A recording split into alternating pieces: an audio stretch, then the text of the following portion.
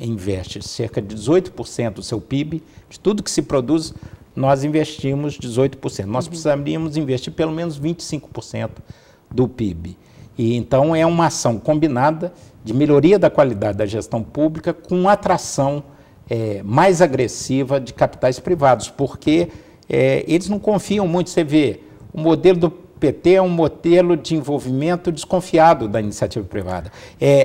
Privatizar os aeroportos, mas com 49% da Infraero. Ele ainda está desconfiando. O pré-sal tem que ter 30% da Petrobras, e ela não tem fôlego para acompanhar os investimentos, participando em todos os blocos de exploração. O senhor está falando que o PSDB, num eventual governo, poderia abrir mais, ser mais liberal? Mais agressivo, mais fortalecer sim, o envolvimento certamente, no governo Fernando Henrique, de 95 para frente, a produção do petróleo cresceu 10%. No governo do PT, cresceu 2,3%, por isso nós estamos importando gasolina, diesel, derivados de petróleo. A autossuficiência que o Lula sujou as mãos lá nos idos de 2006, 2007, não se confirmou, pelo contrário, 2009, nós fizemos importantes importações de derivado de petróleo. Então, o PSDB vai ter um modelo de fortalecimento do Estado.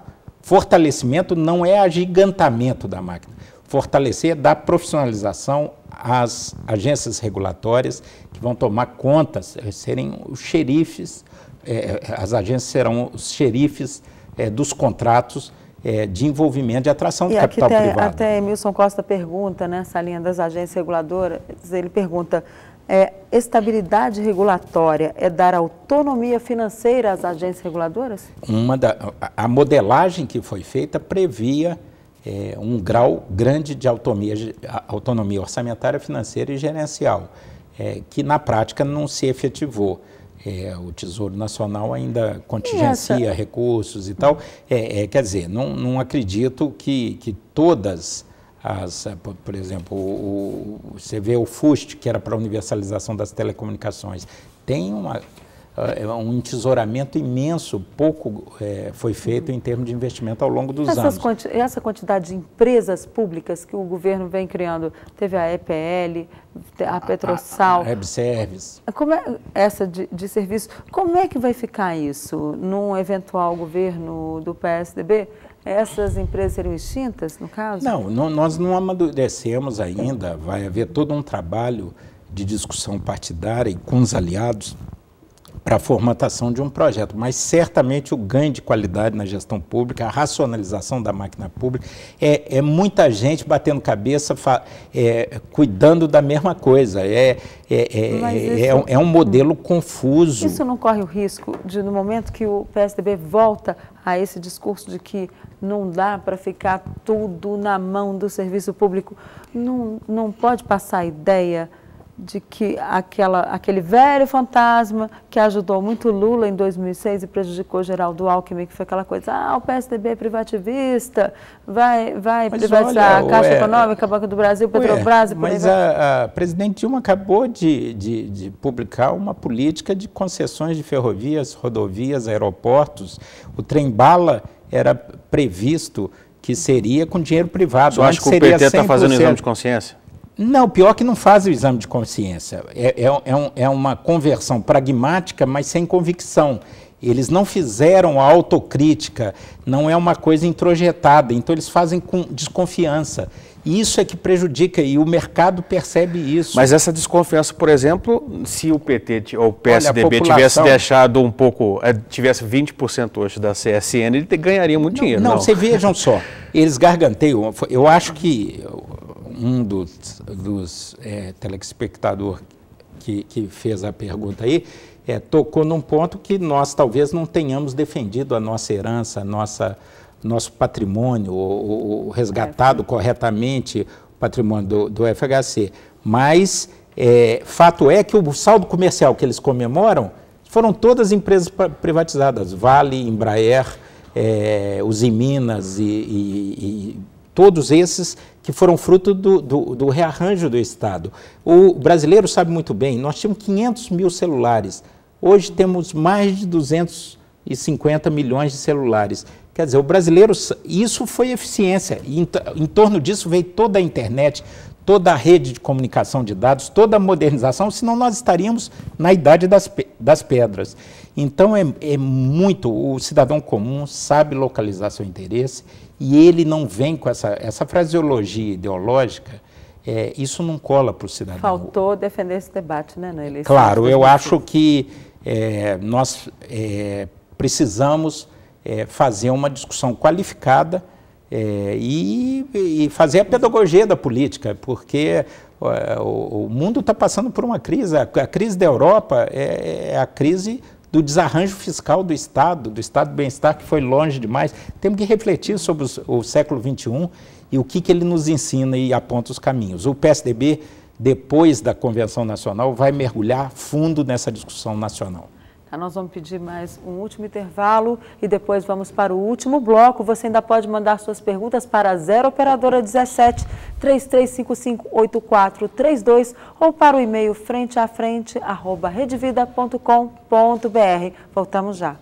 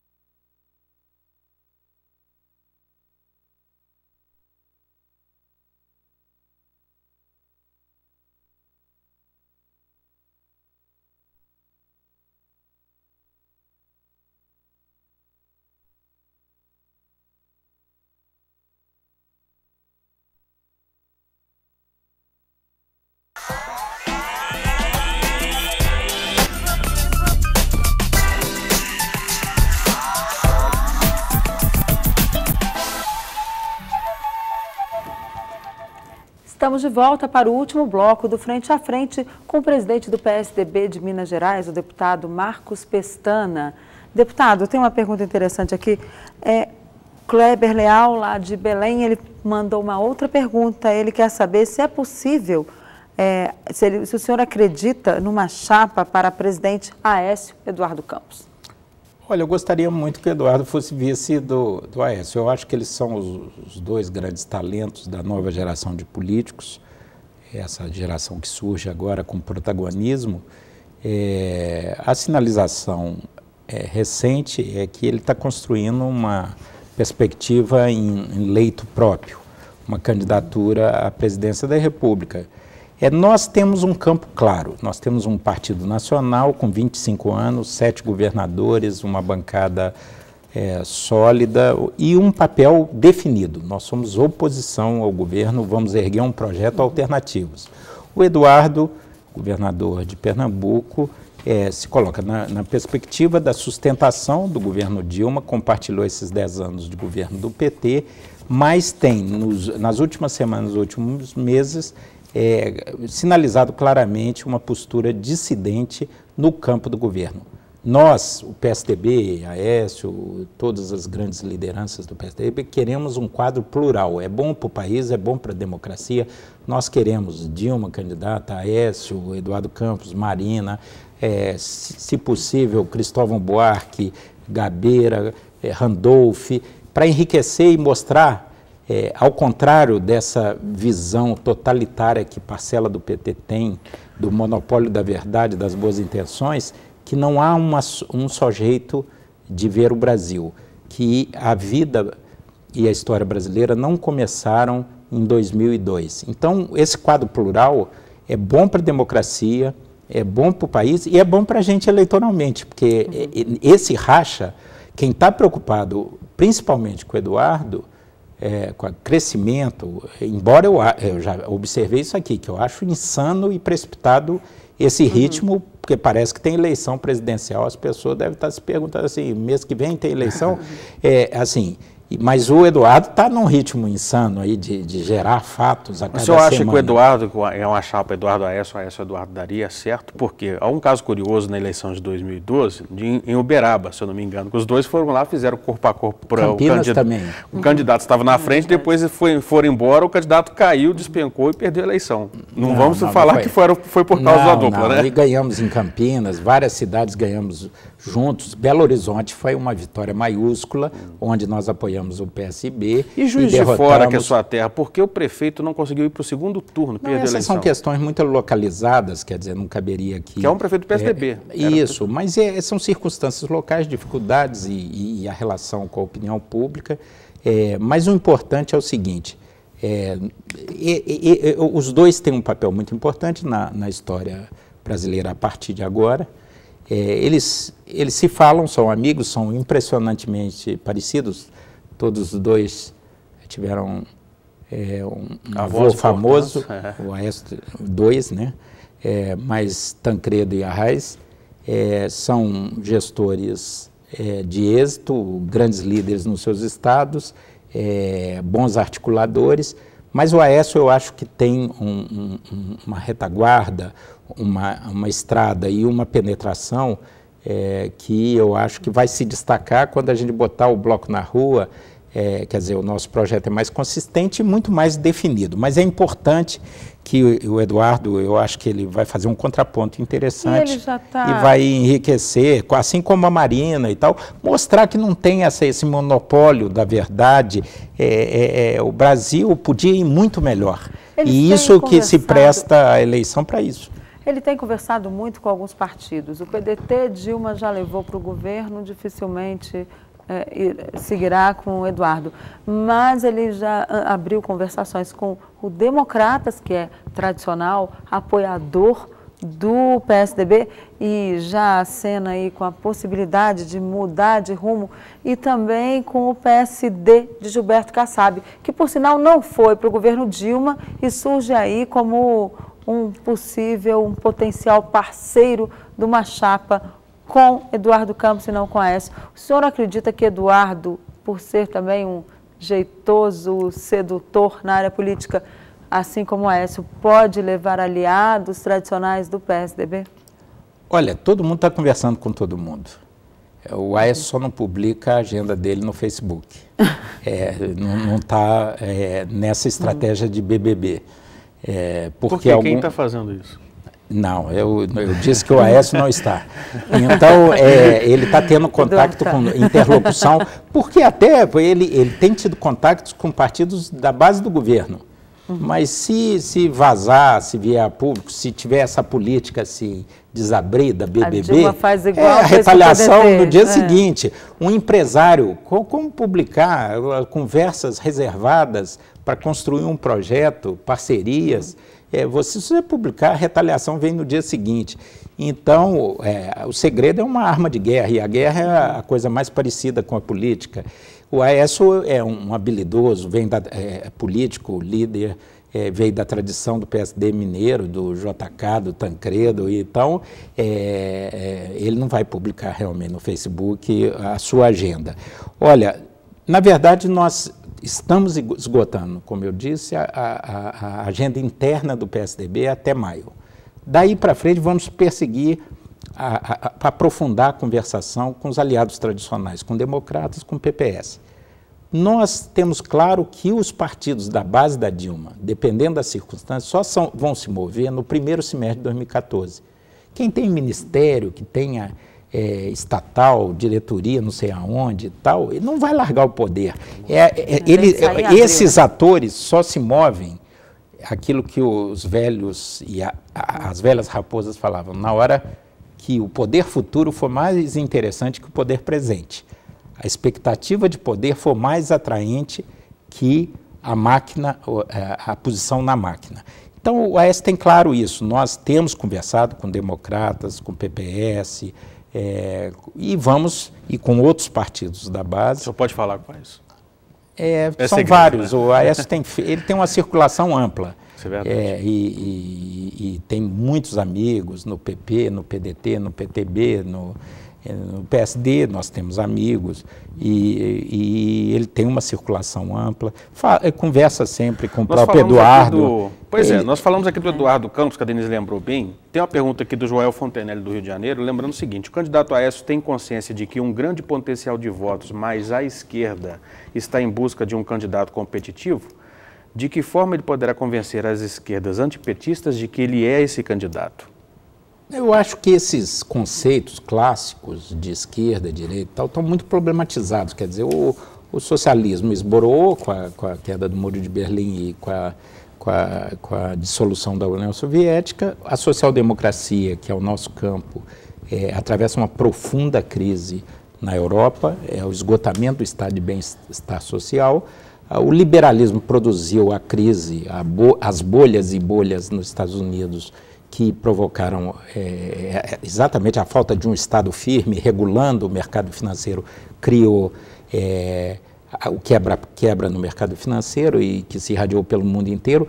Então é preciso fazer perguntas novas. O século XXI introduz uma nova sociedade, uma sociedade das redes sociais, uma sociedade chamada pós-moderna, fragmentada, com interesses compartimentados, que nem sempre encontram vocalização no sistema partidário.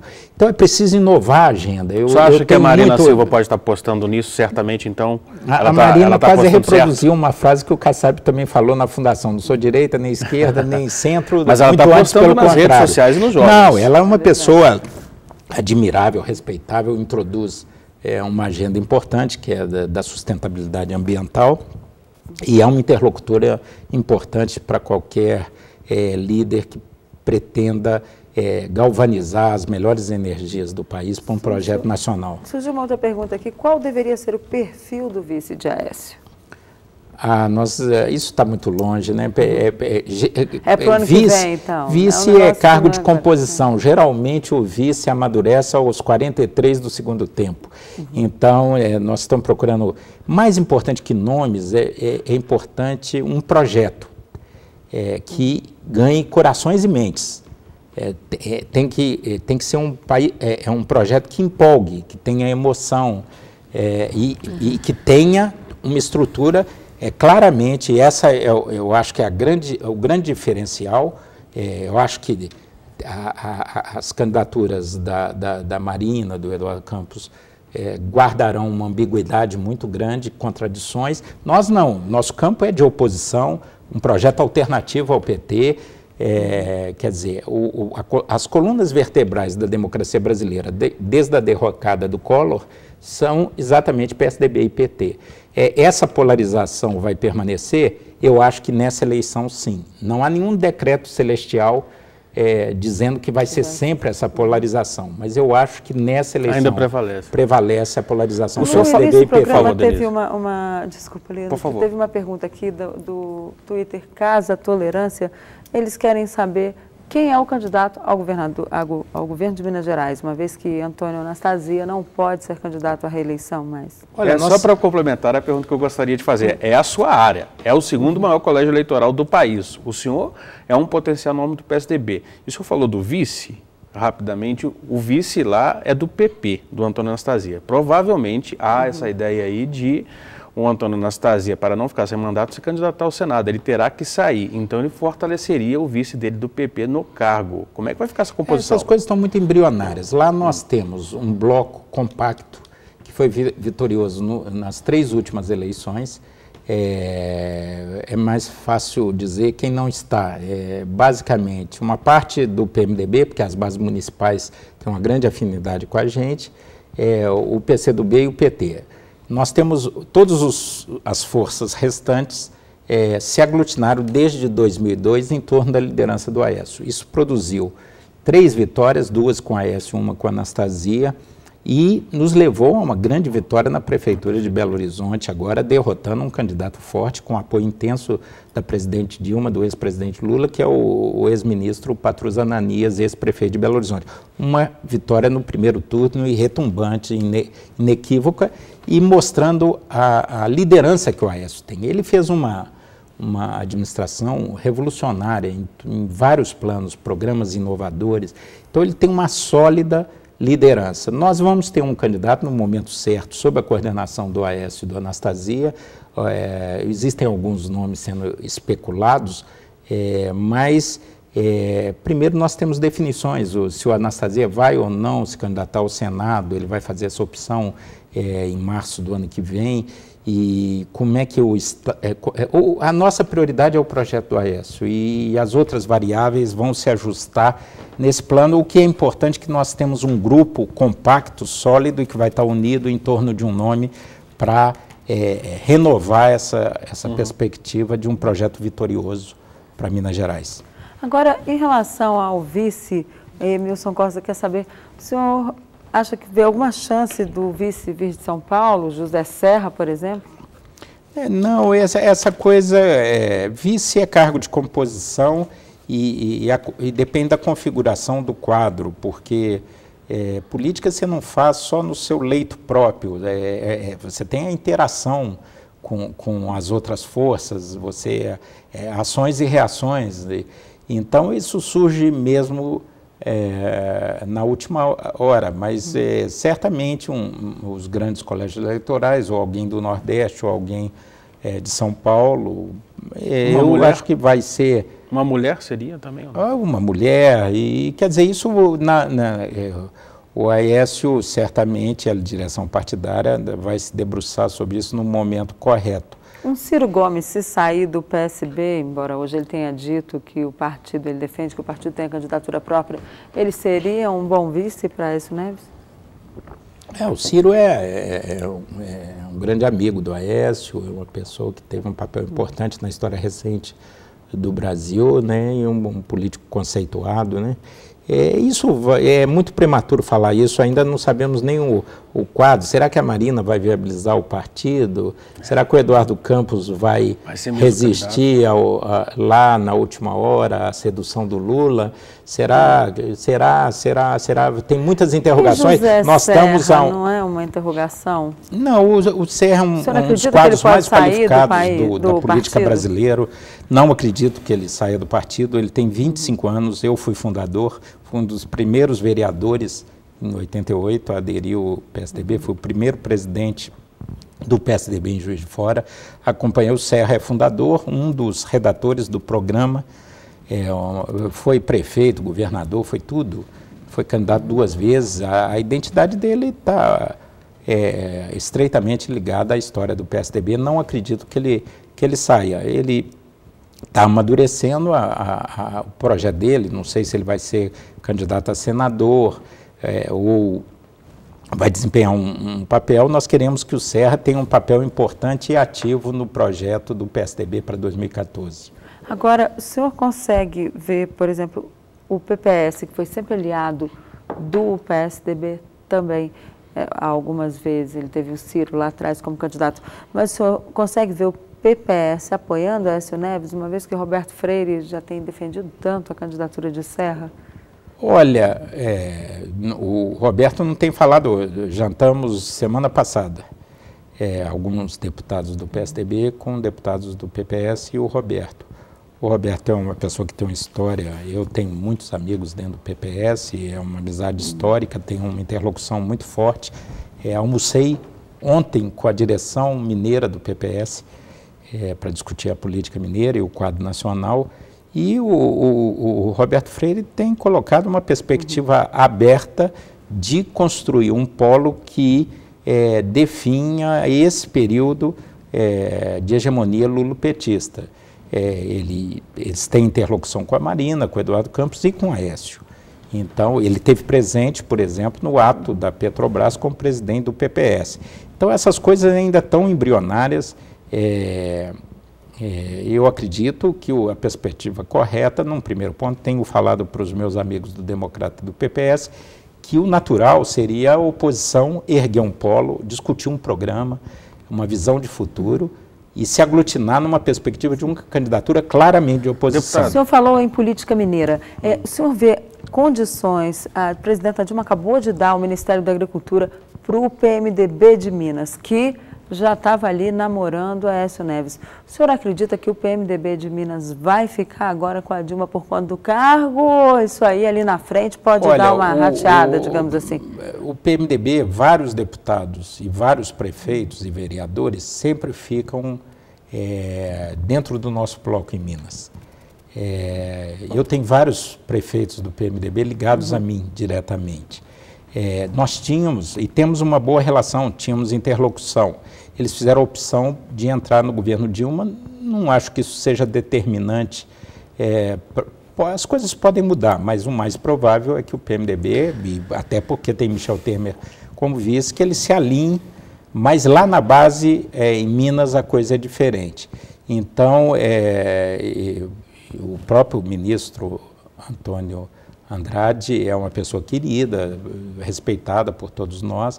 Eu tenho um nível de relação muito bom, ele era o presidente do PMDB e eu do PSDB, sempre conversamos, mas acredito que o alinhamento, lá eles parece que já caminharam para a candidatura, para afunilar, apesar que o PT sempre, as facções, já começou a ter resistência hoje, algumas notícias, mas parece que o ministro Fernando Pimentel será o candidato e terá polarização com o PSDB, com o bloco liderado por Aécio e Anastasia. Deputado, infelizmente nosso tempo acabou.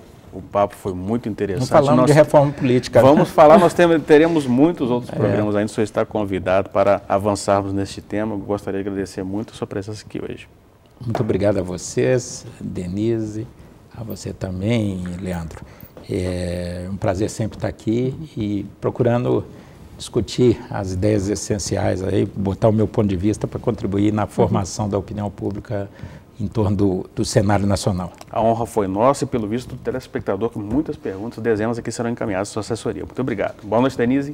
Boa noite, Leandro. Boa noite, deputado. E boa noite para você que nos assistiu. E, rapidamente, um abraço nosso da mesa para os telespectadores. Peron Colombo, que fala da BR-381, Agnaldo Modesto, Ranieri Chaves, de Boa Vista, Samira Lúcia, de Ribeirão Preto, Francisco Pereira, de Passos, Wilson Bueno, de BH, Fernando Câmara, meu amigo do Rio de Janeiro, que sempre me cobrou, Laurindo Rodrigues, Leandro Souza, Márcio Santos, de Itaúna, Valdeci Rosa, de Três Corações, Domingos Sávio, não o deputado, mas o poeta, lá de Salvador, e para as nossas colaboradoras lá de São José do Rio Preto, que nos ajudaram com essas perguntas. Boa noite, até o próximo programa.